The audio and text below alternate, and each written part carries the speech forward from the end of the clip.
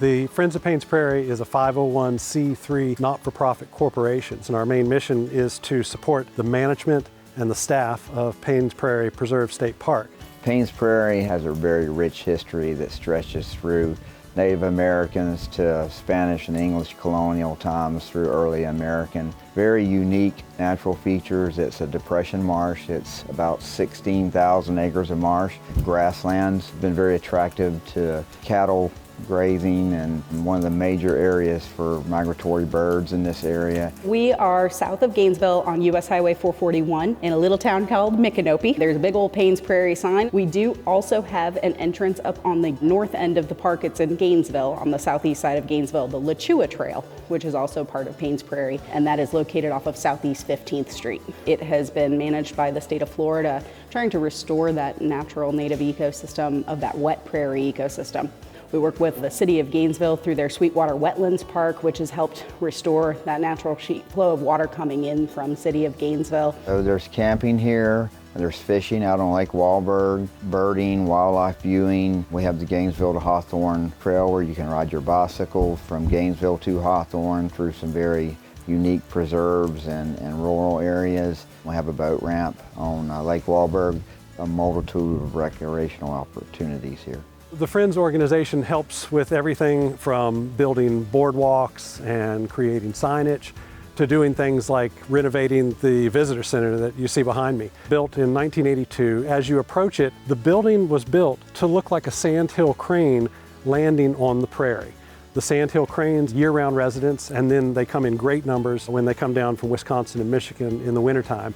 Back in 2014, we began a campaign called Heart of the Prairie to renovate this building. The first part was a footprint change, took out some walls, expanded some things, closed in some things to modernize the building.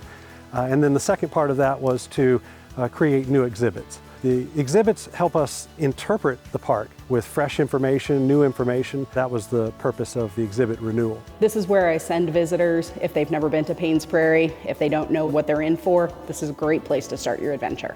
The intrinsic and aesthetic values of this prairie are something that provides an enormous amount of the character of this community. Bringing that to the forefront of people's consciousness, I think, is critical to making it the best park that it can be. The diversity of habitat, the uplands and the rim around the prairie combined with the low, wet prairie basin just provides tremendous variety of habitat for many different kinds of birds. Most any given bird walk, we can see and or hear over 50 species of birds just in a given morning. We have a population that spends the winter right here on the prairie. They go off and feed during the day, and then they come back. They spend the night in Alachua Lake, which is the big open water area in the middle of the prairie. But then as they're migrating, they leave, and then we get birds coming from further south that also spend the night on the prairie and then fly out. So the number that passes through the prairie and feeds here and uses it as a roost site is much larger than the number that actually spends the winter here. We've got our wild horses and wild bison, so that's a unique wildlife viewing opportunity that you don't get at other Florida state parks. One of our big premier events is our stargazing that tends to happen in the winter time. Set up telescopes, can see all kinds of things that you can't see with the naked eye. We also do a weekly hike with the Rim Ramble Trail.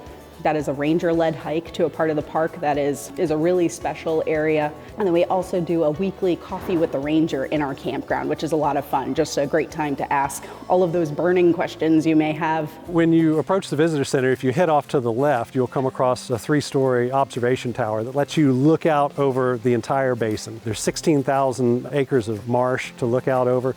And you can see it from 3 different levels. Back in 2017, Hurricane Irma came through and dropped a couple of large live oak branches on the observation tower. But that's one of the great functions of Friends of Paynes Prairie. We can act quickly to solve problems that come up.